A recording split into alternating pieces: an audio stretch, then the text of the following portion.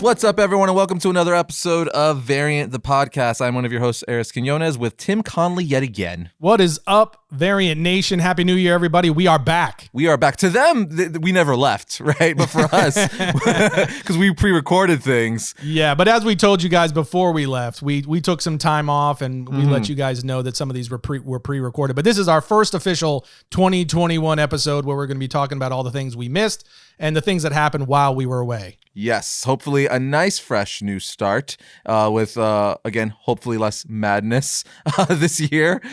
Yeah, good luck with that. Yeah, right. But on the positive note, there is no shortage of nerdy goodness coming to us in 2021. No, and there was actually plenty of things that happened while we were gone, too. Yes. And we'll get to that over the next couple of episodes. We're going to get to all of it. But we're going to start with some of the bigger things. But before we do dive into everything, I do want to address, because we are a show that focuses on the positives and on comics and geekdom and things like that. We try to keep things simple here, not dive in too much into politics. But I do want to at least acknowledge some of the craziness that has already transpired here in 2021. And, you know, just like we said back during the George Floyd killing back in May of 2020, we want to just say, just from us, we don't condone any form of violence. I don't care what political party you adhere to. I don't care what your political ideology is. Violence is wrong all the time. And we hope that in 2021, people can find sanity again and work their way back to some reasonable thinking, sit down at the table across from people that they disagree with, and we can start finding some common grounds before we get to even more dumb and stupid days than the first few that we've seen in 2021. Yeah, it's you know, wholeheartedly agree with everything you just said. And it, like I always say, it always comes back to where, you know, we're a comic book, you know, podcast and channel first and foremost. We talk about fiction. We talk about heroes, fictional characters, heroes, superheroes, you know, Star Wars, whatever. Heroes and heroism. And, you know, all the stuff we talk about and love so much is what, you know, the characters we like would never ever do. What they fight against. You know, everything that's going on in the world right now is what these characters fight against and stuff like that. So, you know, it's kind of one of those things where it's like, don't you kind of wish, you know, there was we do have real life heroes, obviously, the ones that really matter. Sure, but you know, in a fictional like world, like if only there could be like this team or something to just set everything right and just all us to get along. You think something so that would be so simple, right? Like it doesn't matter what walk of life you're from, what color you are, what political belief you have. It's Absolutely. like you could always find common ground. There's plenty. I have best friends who I don't agree with them with certain things, but that doesn't mean I can't, you know, get along with. They're my best friends. That means I can't get just because I don't believe what political view you have doesn't mean we can't like have dinner, be best friends, go see movies, geek out about Batman and the Avengers movies. Like it makes no sense to me. So I agree with everything you just said. And again, hopefully we could do better because we need to do better. And we can do better because as bad as everything is, I wholeheartedly believe the majority of the world is still good and does want to move along with unity. So it's just unfortunate that, you know, that percentage of chaos is so much louder than the good, you know? Always. Or at least it seems to be louder, you know? It always seems to feel that way. And I think the way that we're doing the dissemination of information has the big role to play in that. But I just want to be clear. This is not Arris or I, Variant, or we're not taking any kind of a political stance here. This is not about left, right.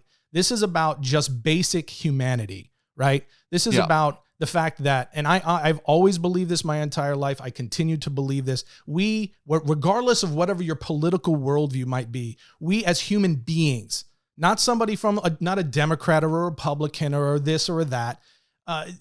We have more in common as human beings than we do things that separate us. And right now, in too many ways, we are letting the small things that have been just amplified by a very small groups of people on both sides dominate our thinking and separate us and divide us in ways that is really toxic and unhealthy. And that's the stuff that we have to work our way back from. And like Arris just said, you know, we have that in us to find our commonalities, to find the good in the person across from us, and to work together for a better tomorrow, not just for us right now. And I think that's kind of a big part of our problem is we're too short-sighted. This is about tomorrow and our kids and our grandkids. What world are we going to leave them? And that begins with, looking at the person across from you as a human being, not a Republican or a Democrat, not as a black man or a white man or a brown person, but as a human being, and saying we have a lot more in common than we do that separates us. Start there, and hopefully we can find some healing and move into a better day. For sure. Yeah, it's I want to stress what you said too. It's definitely, it has nothing, like any rational person would just know off the bat. It has nothing to do with, like you said, being Democrat, Republican, left, right. Like, no, it's just one of those things where, again, just to repeat myself from a few minutes ago, it seems so simple to just, grown adults to just get along. Freaking all these, little kids in elementary school can. How can 30, 40, 50, 60-year-olds not? It is mind baffling to me. And that's not to say that there aren't important issues at hand, right? There are. Yeah. And there are a lot of things that we have to discuss as human beings. But we have to be able to talk about them, have rational, reasonable conversations. Well, that's not going to be possible until we start looking at each other as fellow human beings on this journey of life, instead of constantly making everybody our enemy. And a lot of that is being provoked, and we have to find the people that are provoking that first, and we've got to start putting those people on ignore. Anyone who is dividing us, because, let's be real. There have been mistakes by all parties over the last few, decade that you could easily point to that have contributed to where we are now.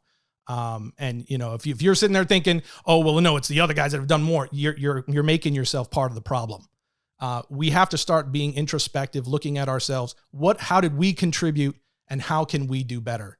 And if we do that, and if we do that collectively, we will find our way back to a better tomorrow. But with that, I was going to say, on that note. I just wanted to get that out of the way, because like we've said so many times, we do not pretend like the world around us doesn't exist, because we do live in unique times. We live in extraordinary times where pretty crazy things have been happening over the last decade, really. Even longer than that, if you're being honest. But, we don't pretend that things don't exist, and we're not oblivious to what's going on around us. So we do try to just at least acknowledge it. But then we move on to the positive and the things that we're good at. For sure. And things we are definitely good at is talking about the Mandalorian, Tim. Heck yeah, man. Talking about the freaking Mandalorian. So we're definitely going to, because while we were on break, the season finale of Mandalorian season 2 happened. And as everyone knows by now, whether you watched it or not, because even if you didn't watch the season finale for Mandalorian, it has to have been spoiled by you, because it broke the world. People don't even like Star Wars. My wife isn't even a Star Wars fan. Is like, oh yeah, okay, so that's a thing, right? So from here on out, in case you somehow were able to dodge all the spoilers, this is your spoiler warning. From here on out, spoil the crap out of the Mandalorian. Yeah. And good on you for managing to dodge the immense spoilers, because the ending was massive. It was it was everything. As a Star Wars fan, the finale of season 2 of Mandalorian was everything. And I just ended it by going, they freaking did it. Hey, freaking dude. Okay, so let's talk about the big, because I told you, I called you after the episode aired, and I was like, yeah, the biggest thing is Luke's return, right? We'll elaborate on in a minute. Yeah, that's the biggest thing. Yeah. But I feel like talk about letting the cat out of the bag out. But with that said, I think as crazy as that was, and it's we saw Luke the way we always wanted to see him. It was literally almost like a 2-minute fight sequence with him. Yes, freaking tearing dark troopers apart with his green lightsaber. There were I would argue there is other things in the episode that's just as big, and it's going to have even bigger implications going forward. Definitely for the series. Dude, I don't know. You're okay. Dude, no. Okay, you might be pushing it. Luke Skywalker, obviously, because especially if he returns for season 3 and they get Sebastian Stan and stuff. If they get Sebastian Stan to play young Skywalker, it's for sure. Happen. I feel it in my bones. Yes, if that happens, 100%, that will definitely be the biggest thing, if it's not already, which a lot of people would argue me saying it is. I'm not saying it isn't. I'm saying, at least for me, there was reveals and things in this finale that was comparable or even the same For instance, the freaking Boba Fett series. Like there's people that Boba Fett has had a following, like a cult following in the Star Wars community for years, and he hasn't even been that prominent of a character in Star Wars lore. You know what I mean? He's like was in the first minute of Return of the Jedi. Wasn't a lot in terms of appearances, you mean? Right, in terms of appearance, right, and like live action film and stuff like that. And not only did this series bring him back and make him more badass than ever, so much so if you watch the behind the scenes, the Gallery season 2 episode, Robert Rodriguez says that he wanted to make Boba Fett like his return, like a force of nature, like a beast. Like this guy, like he's like, you know what I mean? He's like the giant from like the WWE or like Goro from Mortal Kombat. He's just this massive muscle that can just chuck people. And not only did they bring him back in epic fashion, give him this awesome new garbs and polished up armor, they revealed he's getting his own series and he will be the ruler of the underworld. He's the new Jabba. He's Jabba Fett. Incredible. Dude, Boba Hutt, whatever you want to call him. That I would think a lot of Boba Fett fans or a lot of Star Wars fans would, to them personally would be like, oh, for me, since I like that character, Boba Fett so much more, that's bigger to them. Now, obviously, Skywalker. I'm just saying there's got to be people out there with me that are like, okay, Boba Fett getting his own series and being the ruler of the underworld is comparable to Luke returning. What I mean? I guess it's like, I don't want to say it's apples and oranges, but the post-credit scene with Boba Fett, first of all, the second the scene begins, you immediately know where you are. Yes. This is Jabba's lair, right? This is exactly, from where we last saw it in Return of the Jedi. So you're immediately, your spider senses start tingling. The hair stands up on the back of your Star Wars loving neck, right? And you're already like, oh my God, what are they doing right now? Because based on the way that this series has already gone, you were already like, this is where I am right now. What I'm looking at right now creates so many possibilities of what they could just drop on us here at the end. But when Boba walks in with Fennec and, you just see Bib Fortuna had taken control of Jabba's, crime ring after he died, after Leia kills him in Return of the Jedi. After that, you just see Bib Fortuna and you see Boba walk in and you're just like, no freaking way. That's what I'm saying. No way. Because with this moment, with this scene, and then at the end, when he kills Bib Fortuna and takes the throne, and then it goes to the bumper of announcing Boba's series of the Book of Boba Fett coming in December 2021, you're like, okay, are you the best reveal keepers? Are you the best secret keepers in film history? Like, this is crazy. Incredible. And again, I'm not downplaying Luke's return at all. There's no way you can. I love Luke Skywalker. It was awesome. It was amazing seeing the way he tore through those dark troopers with ease in his his Jedi garb and stuff. Amazing. But to kind of play devil's advocate, what I'm trying to express here is we did just see Luke Skywalker in the new trilogy. Now, obviously, that is not received nearly as well by the majority of the Star Wars fan base. A lot of people, that's actually the main gripe. That's actually like one of the main gripes of that trilogy is how they handled Luke Skywalker. But whether we like the way they handled him or not, we did see him like a year or two ago, live action. You know what I mean? Where we haven't seen Boba Fett since Return of the Jedi live action. You know what I mean? Right. So that was like super. Not only did we not see him, we thought he was dead.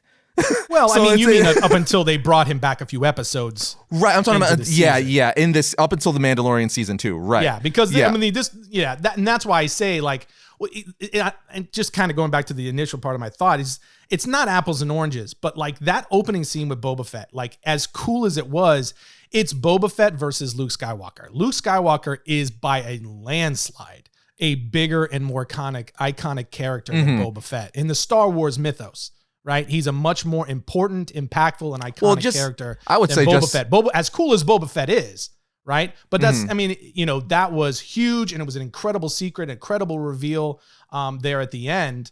But I think the thing that made the whole Luke Skywalker, scene there was so impactful and so huge for Star Wars fans, and literally had people like me and several other friends of mine who are big Star Wars fans literally screaming at their television. And I mean, I was like a 10-year-old. I had my arms in the air. I was like, they're freaking doing it. Because, you know, I said on this show, that was one of my big theories, was that we were going to get Luke Skywalker and he was going to be the one to train Grogu, based on what we learned from The Last Jedi and so forth. But the big, I think what made it so huge is what they did to Luke in Last Jedi and in what is the name of the stupid the end of the Skywalker saga? Rise of Skywalker. Rise of Skywalker. I can never remember the name of the subtitle of that one. But what they did with Luke in those two films is what made everyone go, we're never going to get to see Luke at full Jedi capacity. This was the last time we were going to see him, and that's how they left us. So for Jon Favreau and Dave Filoni to come flying in their freaking amazingness and just go, not on my watch, and freaking save the history and maybe the last time that, you know, this is how Star Wars fans are thinking of it, in giving us the Luke Skywalker we always wanted to see, and doing it in this way.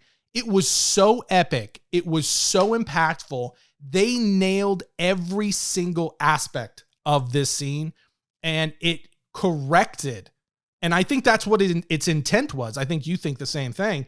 Is its intent was to correct, unsaid. They're never going to say it, but it was to correct what they did with Luke Skywalker in The Last Jedi and how they pissed off the fan base and making him basically like this disgruntled, grumpy old former Jedi who now calls lightsabers laser swords. You know what I'm saying? They did refer to a lightsaber. That part of it. They did refer to a lightsaber as a laser sword in this series as well. They did, but I loved the way they did it because I felt like it was a jab at Rian Johnson. I feel like it was because the character, when it was Mandalorian, it was a Mandalorian saying it. He said it to Ahsoka, I believe, right? He has no idea because he's totally ignorant. He doesn't know what Jedis are. He doesn't know what lightsabers are. And when he said it, Ahsoka laughed at him. She kind of giggles a little bit at him, like, oh, this ignorant moron, right? And that's what I loved about it. Is it was like, if I remember correctly, that's mild, slight jab. He says that whole concept. He says it to her as they're like walking through like the forest, like to go basically ransack that village, right? Yeah, and she like smirks and kind of snickers, like, "Ay vey." Dude, no, I completely agree with you as far as the Skywalker stuff. It was amazing. I was like, this is everything I wanted to see. It's just for me, it's not the number. I don't want to say it's like tied with the Boba Fett thing because they were both just as cool for me. One, right. I really do like, I love Boba Fett's character a lot. Obviously, I love Skywalker too. But you know what I think's tainting a little bit for me? As awesome as it was, like you just said, because I loved it for all the reasons you and the majority of people loved it. Because like, yes, this is the Luke we wanted to see. This is him in his prime. This is what the new trilogy should have given us. This is everything we wanted to see. A freaking Luke Skywalker in peak, full on doing a force crush to one of the freaking dark troopers, lifting him off the ground, freaking waving a dark trooper to him, only to slash him with a lightsaber in half. Like all the things we wanted to see. And the little nods to his father. Exactly, to Darth Anakin. Vader. Oh my God, it was perfect. Exactly. All those little nods to Anakin and you know, even Vader and stuff. Because Force Crush, that's a thing that Jedis are actually taught not to use. You only see it 2 times in Star Wars lore. Exactly. Yep. Mace Windu, I believe, used it once on a droid in the 2D version of the Clone Wars cartoons. And it was used another time, but I forget by what character, but it's frowned upon because it's like it's a deadly tactic, which is why you know, he was like, it's a droid, you can't kill a droid, I guess I'll use it on a droid. but anyway, it was really cool to see that, and it kind of played with like, you know, the whole Luke, especially in his black garb and stuff like that, where it's like he's good and stuff, but it's like, is he teetering? Does he got his father in him to that extent? You know? But anyway, loved all that stuff. I will never, you know, praising it, amazing, mouth dropped, hands in the air, same thing.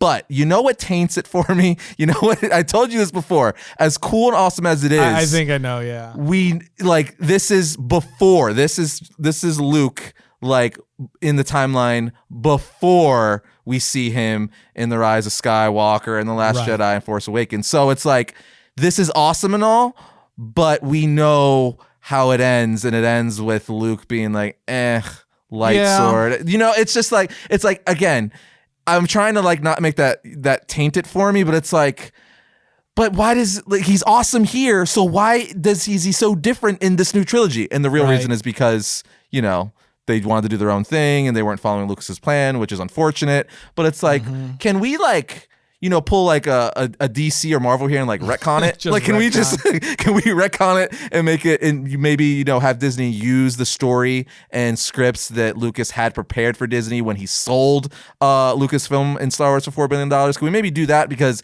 him and Filoni and Favreau definitely know what they're doing. So maybe one day.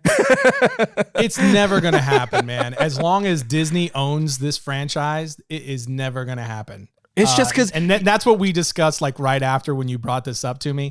I was like, we already know that it's set in stone. That is canon now. They're not going to undo it. They're not going to retcon it.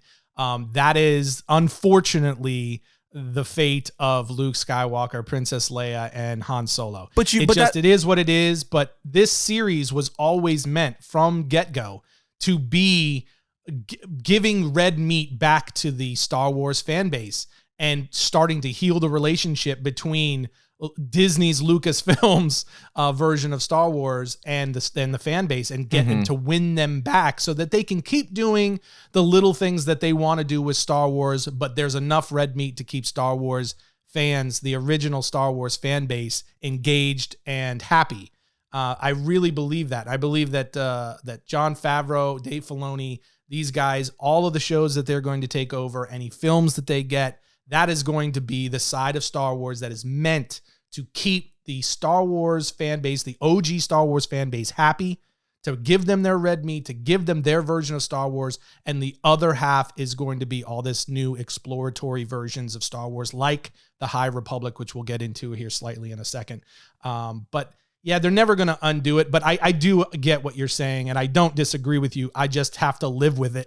Because, you know, there were a few people that were as unhappy about the way they handle Luke Skywalker than me. So I just kind of have to just take what they like this. I'm just got to be happy with this. I'm going to focus on it. For sure. No. It's all that is. For sure. But like, to elaborate what I was saying before, you know what makes it kind of hit like closer to home too, is the fact that you could see hints of this maybe like tying in to where Luke ends up with having his own like Jedi temple and training, because he's taking Grogu, right, to train him. So it's like, oh, is this like Luke's first youngling student, or does he already have several, which is why he's like, oh, I'll get another one and continue to train and pick up, you know, these force sensitive younglings around the universe. So, and that all is going to connect. So like, if we see season 3 and it does focus on Luke a lot, where they get someone like Sebastian Stan to reprise or not reprise, but to play Luke, a young Luke Skywalker, do we see him training a bunch of younglings, and then we get a young Kylo Ren at some point, and then it's definitely tying into where it ultimately has to end, since that trilogy, the new trilogy, whether you like it or not, is an official Star Wars canon, you know? But there's a lot of people out there that are like, yeah, I just look at those as like fan films though, and I'm just gonna like erase it out of my mind and be like, no, that never happened. Luke is just completely badass, made a Jedi temple, and was always cool. For real, you know? So I mean, that's what you want to believe. You know, again, as longtime OG Star Wars fans, you know, we all wish that they had given Luke Skywalker an epic conclusion to his arc, rather than what we got. It was lame. It was dumb. Well, Hamill himself was upset with it. Like he wasn't just upset. He hated it. He hated it. I think because the forces that be, he later kind of had to like take it back a little bit. He eventually had to stop, but they had to basically get him to stop talking, because every time he talked about it, he was like, yeah, I still can't wrap my head around. He said he couldn't believe they would do such a thing. What they did with the character. Like, he's like, well, I remember seeing a panel of him saying like, he literally said, Luke wouldn't do this. This isn't Luke. Yeah, he hated it, but he did it.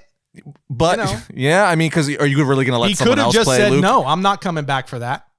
Yeah, I wonder if they like how that works. Like, if they would have had to like just not use Luke, or pay to use his likeness, or if he just said no, then they just couldn't use Luke, or at least they couldn't show his face, at least, you know, because they don't own his likeness. Yeah, I mean, because he definitely didn't have to come back. He wasn't under any kind of contractual agreement. You know, he was unless he'd signed on Well, yeah, I don't know the timeline. That's the thing. Yeah, like if he had a contract maybe in place. He signed on to the trilogy before he actually got the script for 2, which, the script wasn't written when he signed on.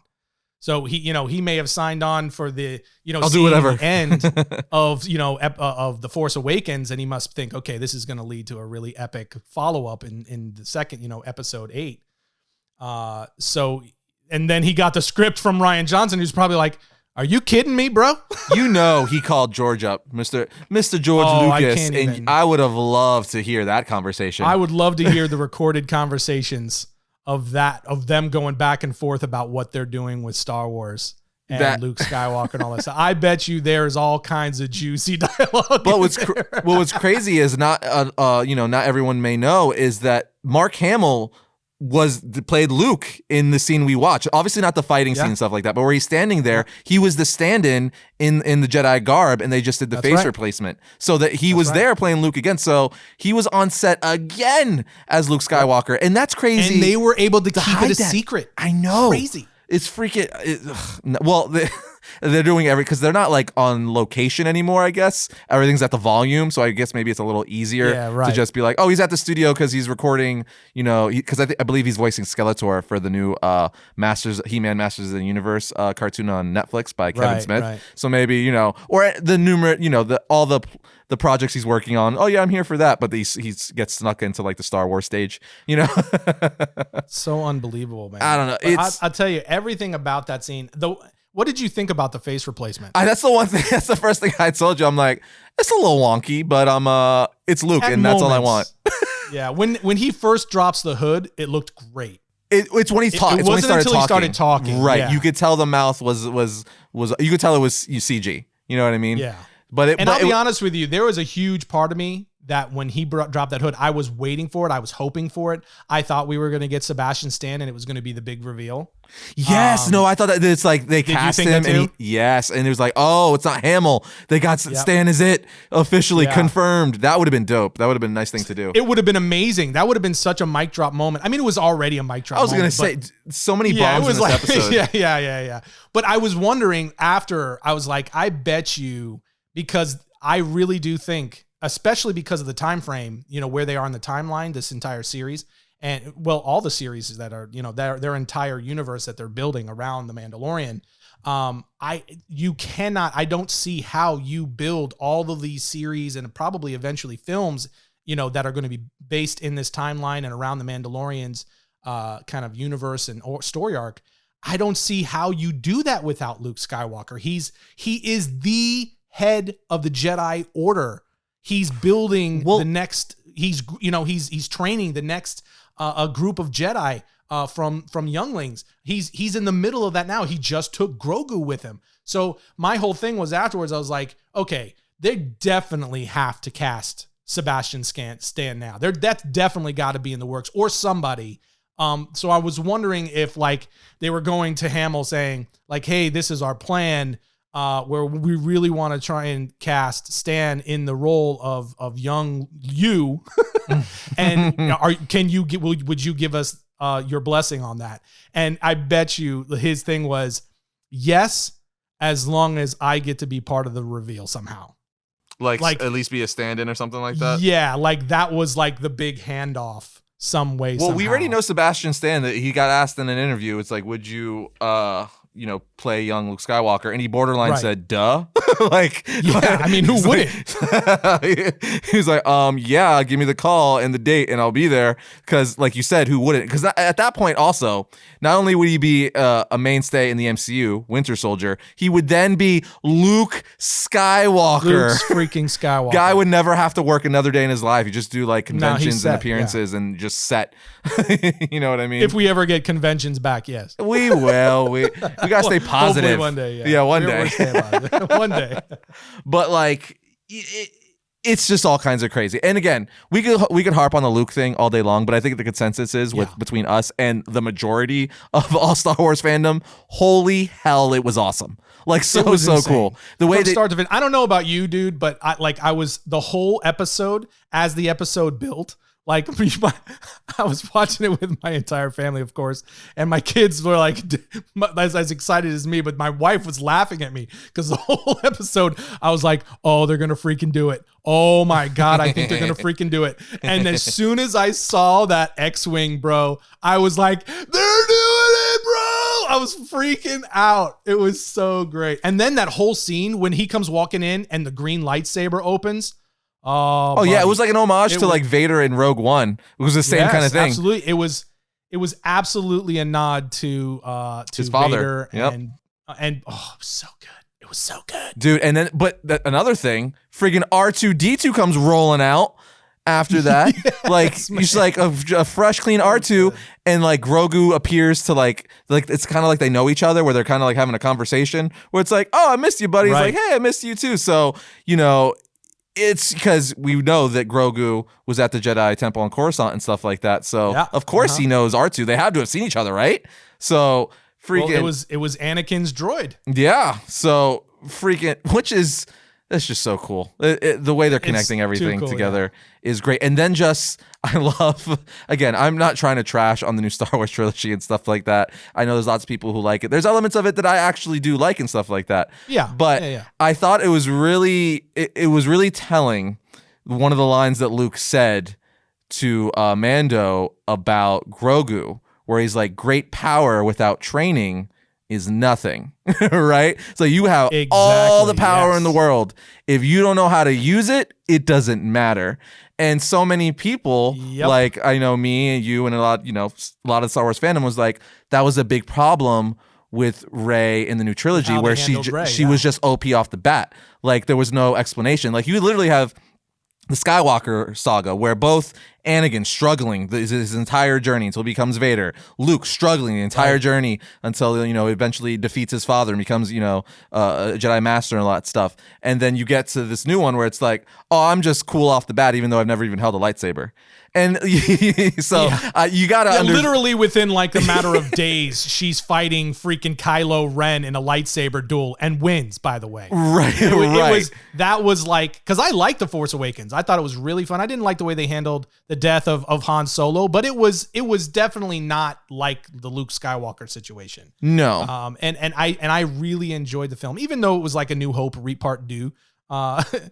But yeah, that was the biggest problem for me, was the way they handled Rey. So I thought that was very telling, just to see how the different creatives are handling their characters. Because again, I actually like Rey. I think she's a cool character. I just have issues with certain things they did with her, like that. You know what I mean? It's not her as a character or Daisy Ridley. Daisy Ridley is actually awesome. She's a phenomenal actress and stuff. She's really likable. I like her. Daisy Ridley. It's just the story and what they decided to do with certain elements of like, especially our backstory, but it's all really telling, right? Because it came out that they didn't know who Rey was when they started, right? Like they didn't know from the get-go that like she was going to be Palpatine's granddaughter. Like originally she was like connected to Obi-Wan, then she was just nobody, and then it ended up with her being Palpatine's granddaughter. And that was very telling because same thing with like, with all stories, if you don't know your beginning, middle, and end, 9 times out of 10, it's not going to be that good or good at all. You know what I mean? Like I use the Lost scenario all the time. That's one of the most like iconic shows,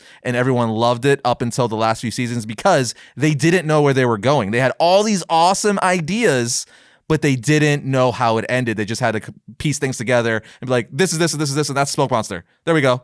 You know what I mean?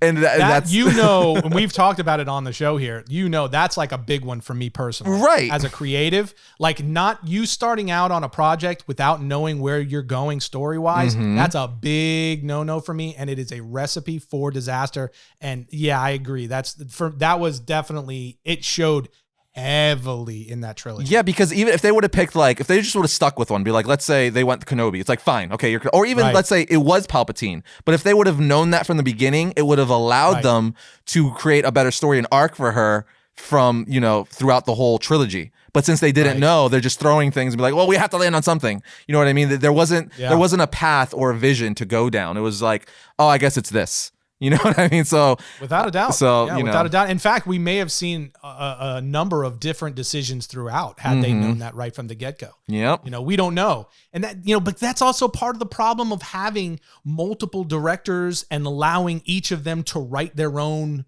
film, right? Yeah. Because you're going to get different versions of that story. You just need to have screenwriters who come in, say, hey, this is where we're going, this is the story, and then bring in directors to direct those scripts, but so that the story can stay, have a flowing through line and continuity to feeling, at least have a flow to it that feels like this is one story that's continuing as opposed to this disjointed.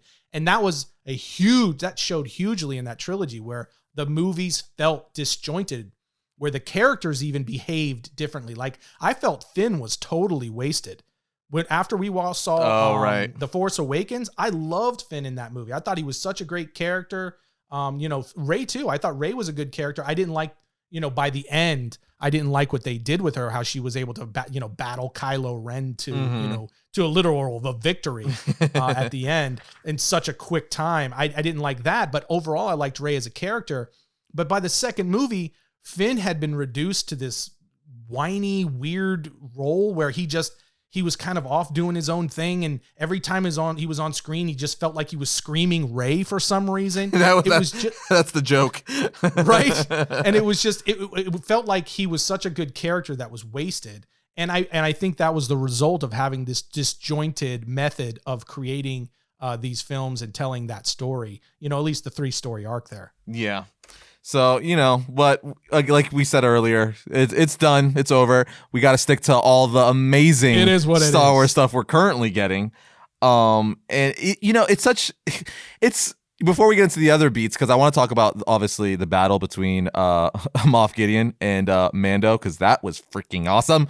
But it's just so cool. Not only did this whole, because I want the season as a whole, because it all came, obviously the finale, it all came to a head at the last episode of the season. But it's just crazy how this, like, there were so many big reveals this season. First, the pilot episode, the first episode out the gate, season 2, we're like, oh, Boba Fett's alive. Then we freaking get like the first live action debut of Ahsoka and just all this stuff. Then in that same episode, we learn that Baby Yoda, or the child's name, is actually Grogu. Then then freaking, not a reveal, but we see Mando in full force getting his armor back like an episode later, freaking annihilating stormtroopers. And then ultimately to like the last episode of the season where you get a plethora of reveals. You get Luke. You get Boba Fett like ruling the underworld now. You see Mando freaking winning the darksaber, which is the next thing we're going to talk about, which we were calling that from the beginning. I said it several times. I'm like, if you do not give Mando the darksaber by the end of this season, you took a misstep. Like like it's just the most obvious thing, the most everyone wanted, because it just makes the most sense. Like the show's literally called The Mandalorian. We're now following different Mandalorians, but he's the main Mandalorian we're following. You know, as the series progresses, they keep introducing more and more, but he will always be the center, the protagonist of our series, if you will. So it makes all the sense in the world for him to get it, and he did. But I loved how he won it, not knowing how the rules worked. And people who watch, like Clone Wars and Rebels and, are deep into Star Wars lore, read the comics and novels and legends, we knew, so a lot of the audience members knew, but he didn't know. He didn't know. He's after he wins it and has this epic fight, he goes to give it to Bo-Katan. He's like, here. And you have this awesome back and forth where freaking, Moff Gideon basically explaining the rules. To the audience who doesn't know, and then also to him who, Mando, who clearly doesn't know, is like, no. See, like the darksaber doesn't have any power. The story has the power. This, aka the story of how you won the darksaber, which I thought was really, this is another thing I said to you when we were talking. I thought that one line of dialogue was so clever because it hits on all the mythology, you know what I mean? And like all these lores and, like Hercules and Greek gods and just every lore and every aspect of culture and stuff like that, where oftentimes you hear these big to-dos where it's like he slayed this dragon and, King Arthur did this and stuff. And, it's kind of hinting on it's not necessarily that you have it. what's more powerful is how you won it. And I was like, the story, like, you know, the legend of it, which I was like, oh, and it's so true. Because when you sit down and you hear these fables and these stories and legends, it's like, yeah, you're like, oh, he did what? He slayed the dragon and he brought the heart to the king and like all this stuff. It's like, yeah, it is the story that has the power because it's like this journey and adventure. So that one little like sentence, I think said so much. And Bo really did, and yeah. you know, Bo's sitting there like, yeah, he's right. I can't just take it. He's like, I yield. She's like, Mom is like, it doesn't work that way. She has to freaking fight you for it. Even if you yield, that's not how it works. And she, you know, her being a woman of honor. He's literally trying to give it up. He's like, no, I don't want it. Here. He's like, take it. Okay, you win, I lose. Here you go. He's like, you don't understand. I just beat him with this Beskar spear. This thing is cooler. Which is another big deal, by the way, because we all wanted to see that. He did fight Moff Gideon with that Beskar spear. Which is awesome, which is another thing that, you know, all good storytellers could do, because we were talking about that. It was like the moment they introduced it in that Ahsoka episode where she tells I forget the name of the character, but it was hinted and teased the moment they introduced that spear in the Ahsoka episode where where it was given to Mando. That it was very prominent. You see it like mentioned several times in that episode, and then an episode or two after when the Razor Crest gets blown up. It was the only thing that still survived to kind of push like, look how powerful this thing is. This is the only object you own now. Like they kind of hinted towards it. You definitely knew it was going to be a hero weapon. Yeah. So now like that's his weapon. And I'm kind of curious to see where it goes to season 3, because now, you know, Bo-Katan wants that darksaber. So do you think she's just going to like let Mando lead the Mandalorians? I don't think so. So there's going to be some kind of confrontation there, which is going to be epic. Very, very epic. And I'm curious to see if, you know, because from here, now I knew he was going to get it, but now the way they set it up, I'm like, well, is he ultimately going to keep it, or somehow he going to give it up or lose? Because like you said, I feel like his Beskar spear, that's going to be like his weapon. That's going to be like, you know, the shield to Captain America. I feel like that's his weapon now, where the darksaber, you know, we've seen that several times in like Rebels and, you know, Clone Wars and stuff. But I don't think he's necessarily going to have it forever. It would be cool. I would love him to rule Mandalore and all that stuff. But, you know, Mando, the way, you know, he's not, everything we've seen from him, he's not a character that wants to lead or be a king or anything like that. He wants to do his own thing. He's just, you know, he's just like, hey man, I just want to be a Mandalorian and do bounty hunting stuff. That's all.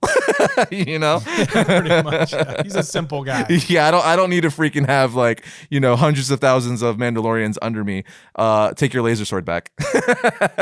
Yeah, and Bo-Katan is pissed because she knows, and as you know, Moff Gideon sits there and explains the power of symbolism in the Mandalorian, you know, mythology and in their culture. You know, you just see Bo-Katan just growing in her anger, just realizing she's going to have to fight him and defeat him in combat if she's going to take, you know, the position that she has been wanting. Because that's the other thing that they showed in this episode is they further showed that Bo-Katan just kind of yearns to be the leader of Mandalore and to take that place. Yep. So, you know, she even, when they get on the ship, she even emphasizes to Mando, without explaining to him why, you know, do not engage with Moff Gideon. Yes. Wait for me. And he doesn't know why, but he winds up coming face to head. This whole thing falls apart with, you know, the dark troopers, and they're, you know, trying to figure out how to, you know, execute, you know, this whole plan to take over the ship. And he winds up coming face to face. He's trying to save Grogu, and he thinks that he's going to get him, and he walks in, and Moff Gideon is sitting there holding the darksaber to Grogu, and he winds up having to engage with him anyway. Which that scene was really cool too, by the way, when, you know, Moff Gideon makes it seem like he's basically coming to a deal with him. And then he just attacks him. I don't say this. I feel like I don't say this often because it's really hard to do. But like, there wasn't one thing I think I would change in that season finale. You know what I mean? Everything was so well executed. I'm like, I'm sure I can nitpick here and there, but like, yeah, right. I don't know, man. Just as far as all the major story beats for every individual character, nailed it. Nailed it. I agree completely. There is not a single thing that I would say I would overtly change. The only thing that I can even think of is I would have tried to cast Sebastian Stan and revealed him as the new Luke Skywalker in that moment. And that's not even a character beat. That's just like a casting that's just a choice. minor, like overall, you know, thing, casting choice, but it's so minor, and we're probably going to get that anyway, that it's not even really, it's almost not worth mentioning. But the overall story and how they unraveled everything and revealed everything to us, how they gave us Luke Skywalker, you already mentioned it briefly, is how Moff Gideon explains the symbolism and the mythos of the darksaber, in the Mandalorian culture because he's doing it in the scene. He's doing it intentionally to agitate Bo-Katan. Yes, it's so good. It is so good. The whole point of him laying it out for Mando is basically to take direct shots at Bo-Katan to piss her off. 100%. Because he knows she's the one who wants it. No, you full on see he's like the little finger of this universe, from Game of Thrones. Like he's that master instigator, manipulator, where he's just poking at you because right. he's not, he lost against Mandalorian and stuff like that. He's not like the most fierce hand-to-hand fighter in the galaxy. Not at all. His thing, he doesn't have to know how to wield the saber. Right. His strength is his mind in manipulating and putting pieces in place for him to get what he wants by being strategic. So the Moff Gideon character is also great as well. I was just I love how even the little hints of, since he's from the Empire and stuff, where he kind of has an alternate version of Vader's chest piece, right? Where it's kind of got all those buttons and that square thing right there in the cape and everything.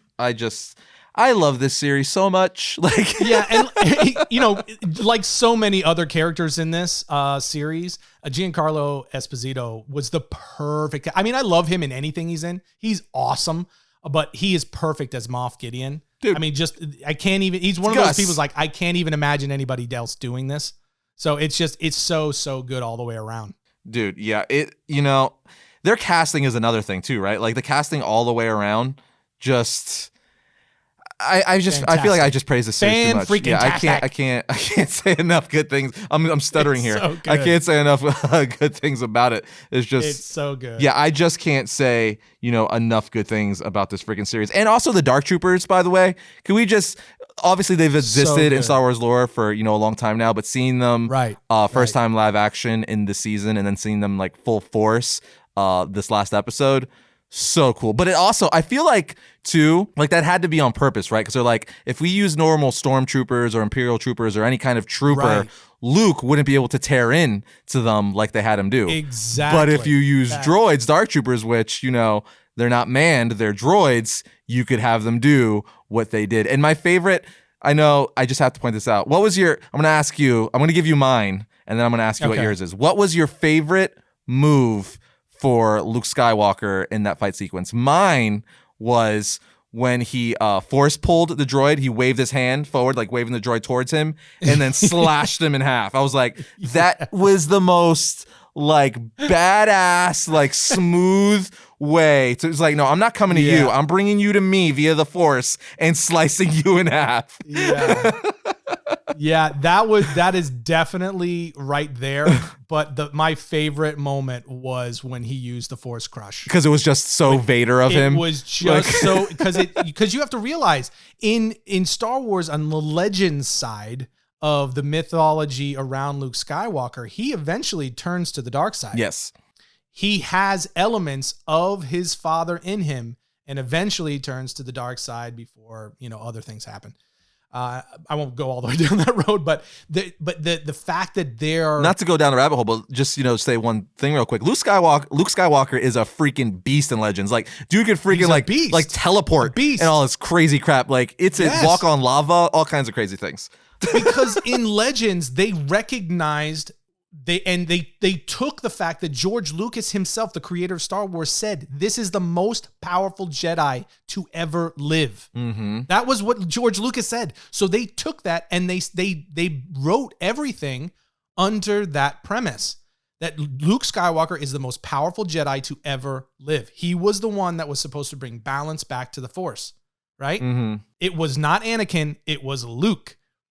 And so they wrote everything. So he was insanely powerful. Yes. He did unbelievable feats, stuff that no other Jedi had ever done.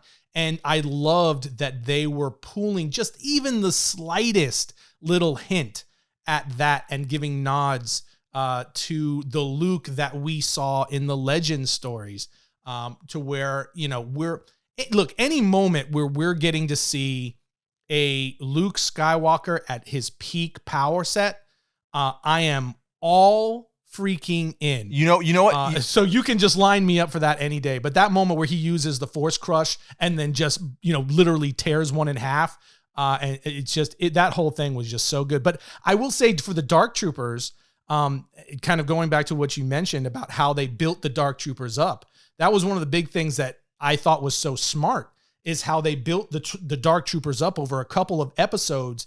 And then in this episode, the first thing we see them is just that we see like one Dark Trooper obliterates Mando, right? Just, they have no chance. And even Moff Gideon references it and says, like, that was just one. What are you going to do against a battalion? And they know that they're all about to die. So it really emphasized just how powerful Luke actually was when he walked in by himself and single-handedly just obliterated the entire battalion of Dark Troopers. With like ease, though. Yeah, totally easy. It was like nothing. Like he wasn't even trying. And he did it by himself and then just walked in and was just like, oh, hey, guys, I'm going to need the little green dude.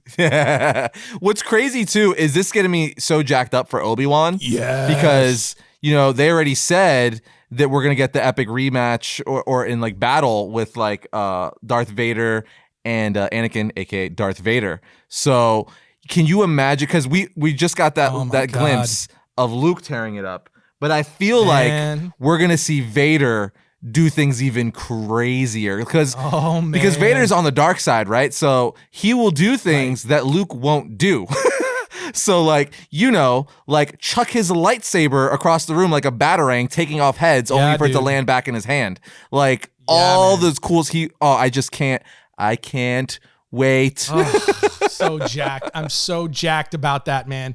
And then we've got the rumor that, and again, this is a rumor, just a rumor, but we've got the rumor that we might also get Darth Maul. Yeah. Possibly in the Obi-Wan series, to where we might see both Obi-Wan face off again with both Darth Maul and Vader in the same miniseries. Can you even imagine? Dude, if that rumor is true, because if that rumor is true, the rumor that's going out right now is that Maul would be like the main protagonist for the series, only for like the boss villain to be Vader towards like the last episode or second, last two episodes, or Obi-Wan eventually, because the climax, the last episode is definitely going to be Vader and Obi-Wan going at it. That's you would have to assume, right? Oh yeah, without so like all the build-up episodes would be dealing with Maul a lot, but that's so smart because everyone's seen the prequels and stuff like that. Maul obviously is the one who killed Qui-Gon Jinn,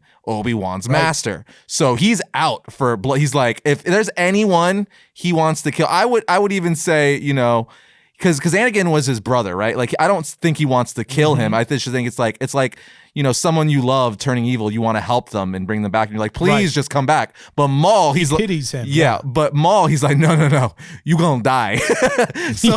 And it's mutual, as we saw in both the Clone Wars and Rebels. They hate each other because he cut Maul in half.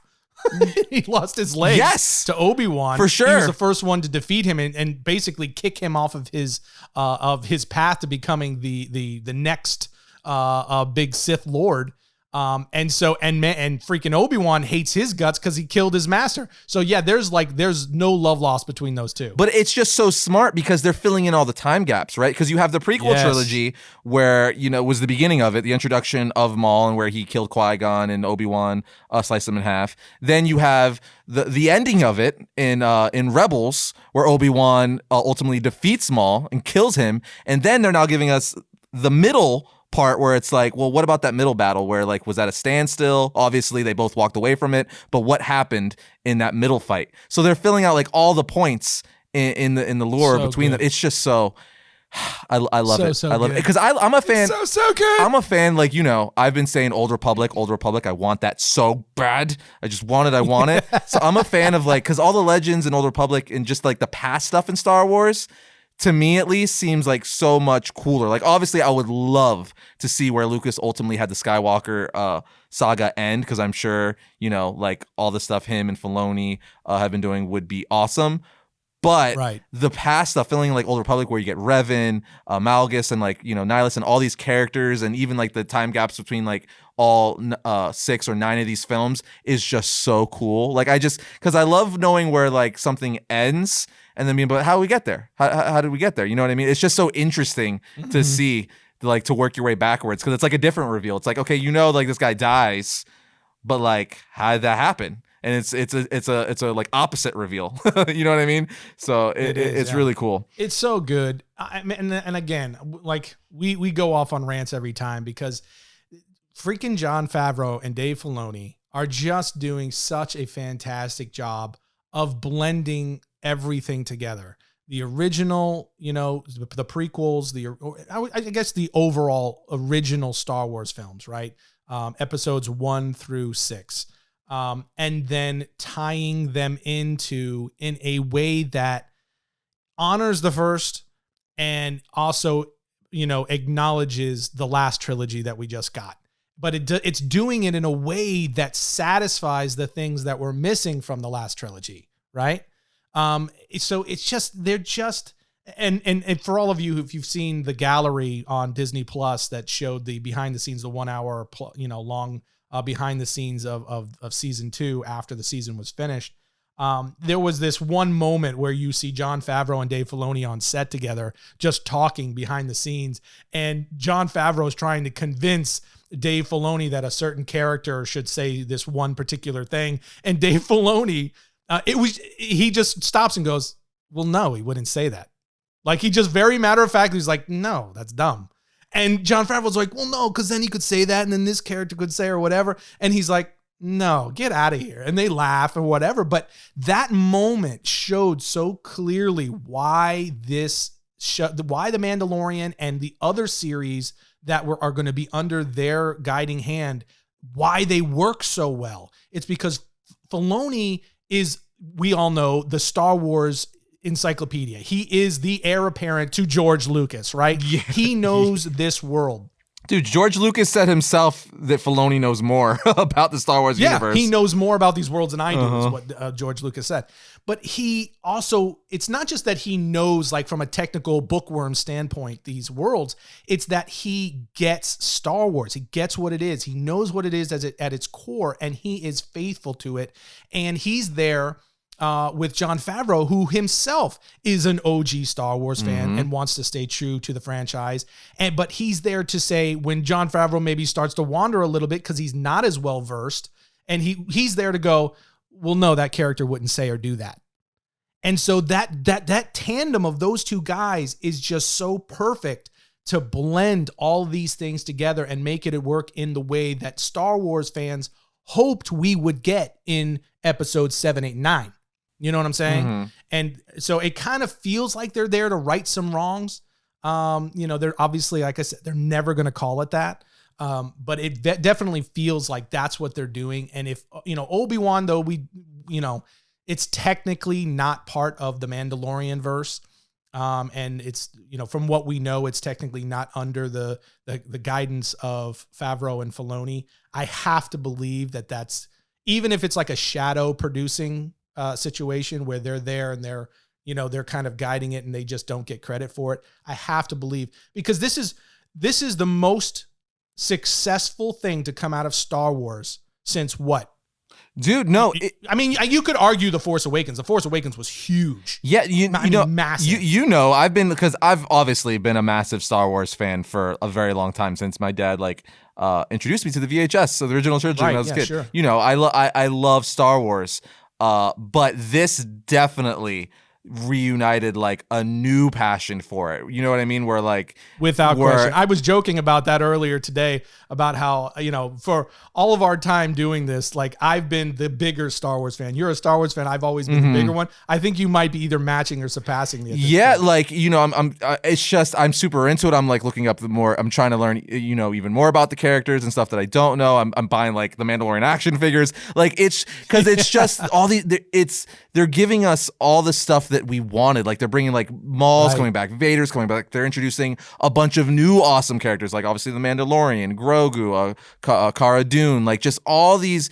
Everything they're doing is just, you know, reigniting the passion that I've had for Star Wars, or this fire that was like not dwindling, because I've always loved it, but it was like, you know, with a lot of the new stuff and stuff, it's like, yeah, all right, it's good, but this is like, yes, you're giving us what we wanted. Yes. And I think that what you're saying is vocalizing exactly what I'm talking about, because even with the prequels, right, episodes 1 through 3, there was a lot of complaints. Obviously, the fan base had a lot of issues with that, but we were more willing to accept that because it was George Lucas's Star Wars, and it stayed true to certain things, even though there's a whole bunch of things that Star Wars fans wish could be retconned as well in the prequel films. If you don't like the prequel, you just got to listen to Dave Filoni's rant on it on the Gallery Season 1, and he'll make you like the prequels. Exactly.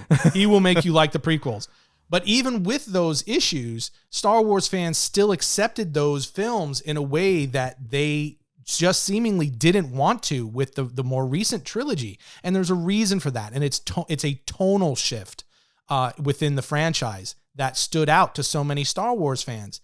And with this series and with the things that they are clearly looking to do on the Disney Plus Star Wars storylines, is they're going back to the tone that we loved about Star Wars to begin with, right? Because in my opinion, what they're doing right now, whether we're talking about Mandalorian or the new Boba Fett series, or even the Obi-Wan series and the things that we're hearing they're getting ready to do with that, right?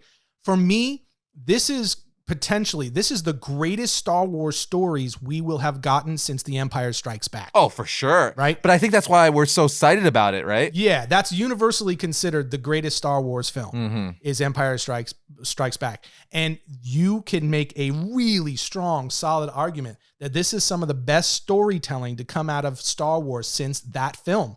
And that says a huge amount. And it speaks to why, you and so many other Star Wars fans right now, and myself included, feel like this is reigniting and reminding us of why we fell in love with Star Wars, the world of Star Wars in the first place. It couldn't be better if you're a Star Wars fan. Oh, for sure. Like I said it to you, and I'm going to say it here. I feel like at this pace, if they can maintain this, the quality and the stories, which I would imagine they will, because they're laying all this out, like with the Ahsoka series, which is, in this Favreau Filoni verse, Rangers of the New Republic is another one. The Boba Fett, Book of Boba Fett, right, four, and the Mandalorian. All 4 of those shows are in the same series. But then you even have, like Deborah Chow, who started with the Mandalorian. That she came up as far as Star Wars goes. She's been directing and doing stuff for a while. But as far as Star Wars goes, Favreau and Filoni brought her in to do a few episodes for the Mandalorian, and now she's getting her own series, the Obi-Wan series. So she's from that camp. So as long as they keep like all this stuff, the quality and stuff like that, I mean, I think it would be fair to say that this could rival or even, become greater than the MCU. You know what I mean? As far as well received by fans. Oh, yeah. I will. That's a really good discussion. Listen to me. Yeah. Not the first 10 years.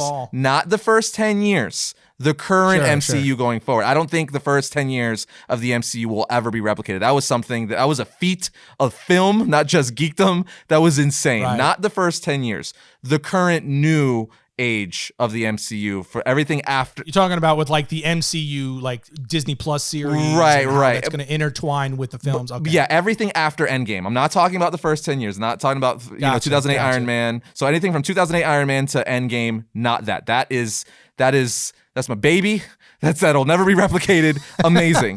But it's also so different. It is. It's hard to compare. But I think you're going to see a switch in the what I really should be saying is I think we're going to see a switch in the fandom where everything, as far as nerds go, for popular nerddom goes, it was MCU, because even everyone who didn't even read comic books or buy action figures, everyone loved the MCU, whether you were a true geek or you just liked the movies, right?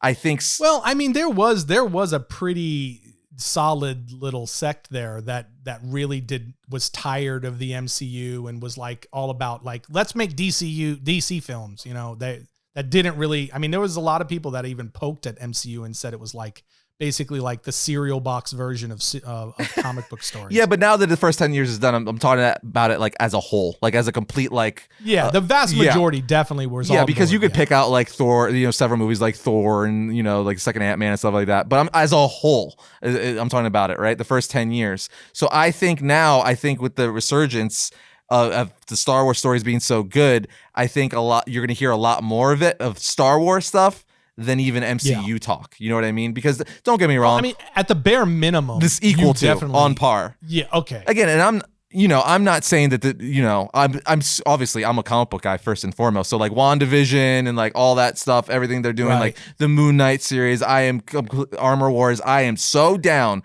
But I just think that Star Wars, because you know what it really comes down to. What I guess I'm trying to say is Marvel fans have been spoiled. We've had 10 years of amazingness, right?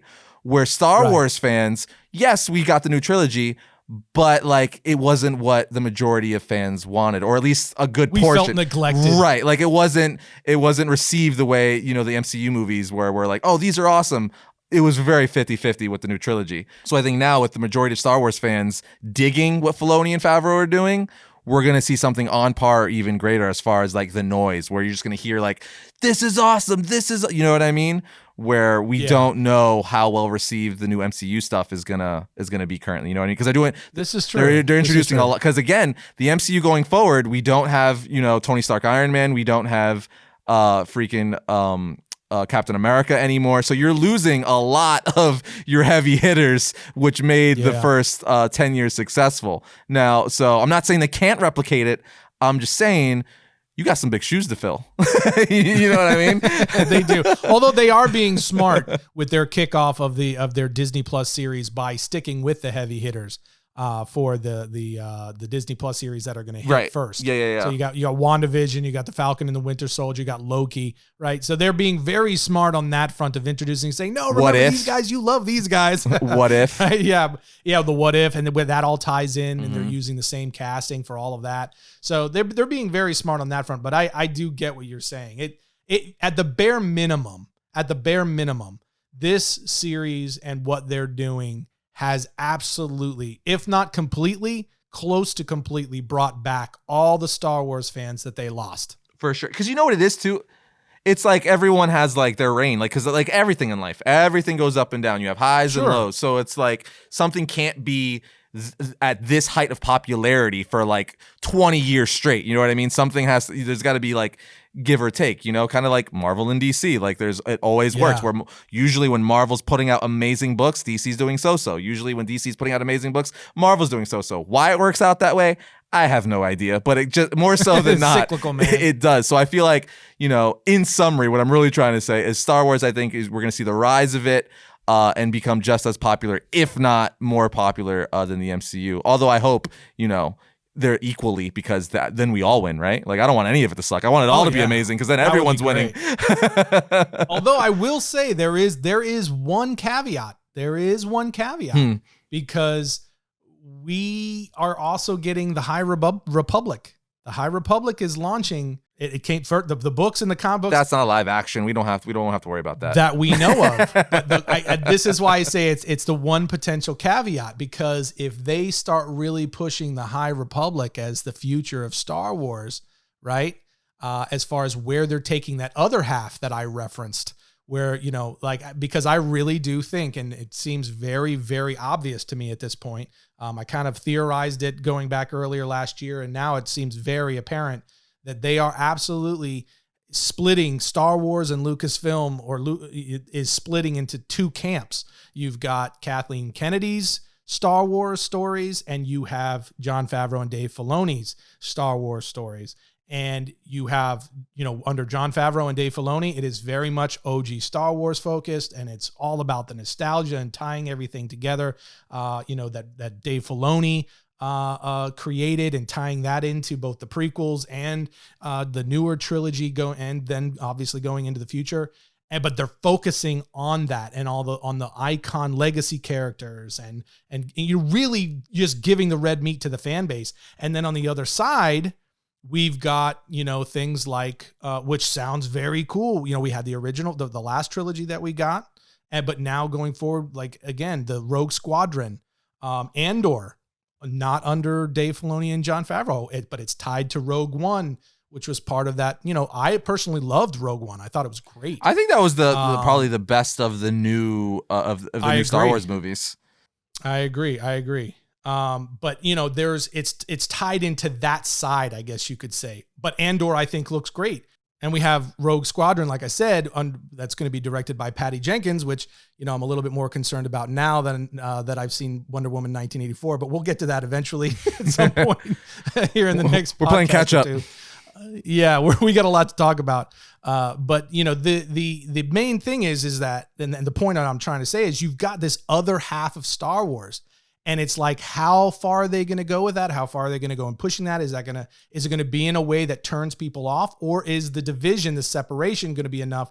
Because in my opinion, I think if they go this route where they have like two sides of Star Wars, where you have Jon Favreau and Dave Filoni's verse, and then you have Kathleen Kennedy's Star Wars stories, and her and her story team leading that side, you're going to see Jon Favreau and Dave Filoni's be the most successful by a landslide, by a lot. Yeah, I mean, and I'm not just saying that as like that's a theory. That's what we're seeing right now.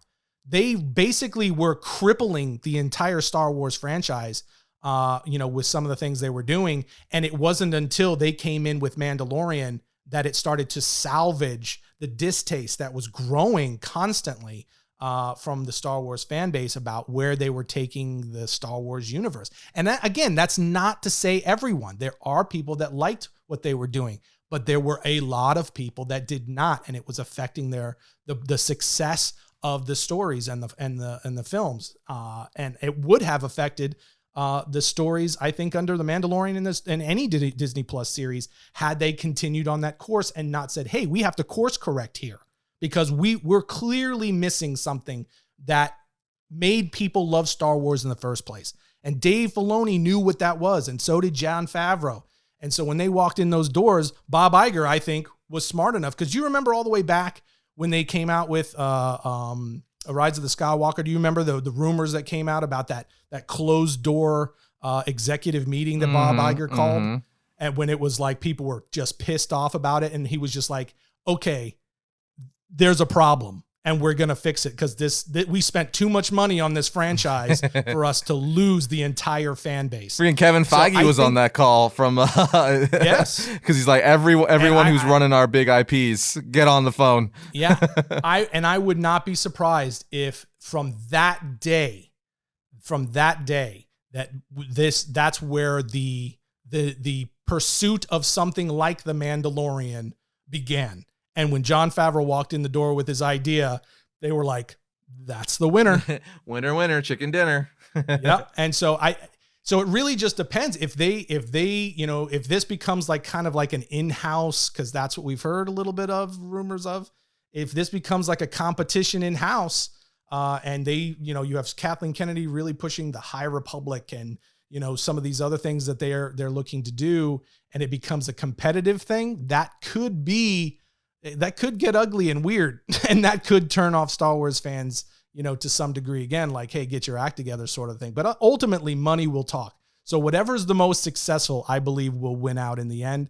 And in my view, that's going to be, Favreau and Filoni's universe that they're building inside. Well, I mean, it's also like a proven thing already, right? Like, you already have 2 seasons of The Mandalorian. Exactly. You already know you already have Ahsoka, who appeared in the series, Boba Fett, both getting their own series. So yeah, I mean, plus my point. It just seems like a foregone conclusion. I almost feel like because Favreau, obviously, The Mandalorian was his story and idea and stuff like that, but like, having Filoni in his corner as they're executive producing it together, like the Bible of Star Wars is like, gives you an insane edge, because this is the guy who like gave us the Clone Wars and Rebels, like some of the most loved stuff in all of Star Wars fandom. So the tag team of, the great directing skill and writing and, just overall movie making on Favreau's side, mixed with the knowledge that Filoni has. Dude, that's like a Batman and Robin team if I've ever seen one. It's perfect. Yeah, it's perfect. I don't know what all the dynamics are of the politics in there, but there's a reason why, Dave Filoni ended up with Jon Favreau and not, other members of Kathleen Kennedy's story group and the other aspects of Star Wars. Why he's over here doing. Don't you want to be a fly? There's a reason for that. I have to imagine that Dave Filoni himself had a lot to do with that. I would love to be like a fly in the room for all these like big meetings of all the properties we love, whether it's DC, Marvel, Star Wars. It's just the conversations that's got to go on like on the business side of things got to be insane. Yeah, and I can tell you from personal experience, some of these conversations are not pretty, especially with the amount of money on the line. People do not pull punches at some time. At billions over the course of time. But also like at that level, especially when you're talking about like the Feiges and Bob Igers and people who are literally heading entire divisions. Yeah, that's like full on like political cutthroat right there. Well, a lot of these guys like Bob Iger, these are really skilled leaders, right? Who know how to, lay out an agenda, know how to lay out, a path forward. And even they're very good at communicating people and pulling the best out of people. When things go wrong and it starts to become finger pointing because, the money starts getting lost basically. And, it starts to feel like the ship is sinking and the finger pointing starts. It takes a lot, really strong leadership to step in and say, okay, we're not going to do that. Here's the problem. Let's work together to figure out how to fix the problem. And if that means, and that's where I think they were lucky to have Bob Iger at the time, because I really think that's what he did. I think he came in and said, look, we're not going to point fingers. This is the problem, period. And we're going to fix this problem, period. And we're going to work together to do it. And I think that's why you're seeing this dividing, this kind of two camps, but without it being, coming with all of the political hoopla and press. You guys can't play nice. So you get this side of the yard and you get that side of the yard. Yeah, I honestly think it's like, look, we're going to do that. That's why you haven't gotten the political drama out in the public. As I think because they had good leadership to say that, hey, we're not going to point fingers. We're not going to throw each other under the bus. We're going to stick as a team.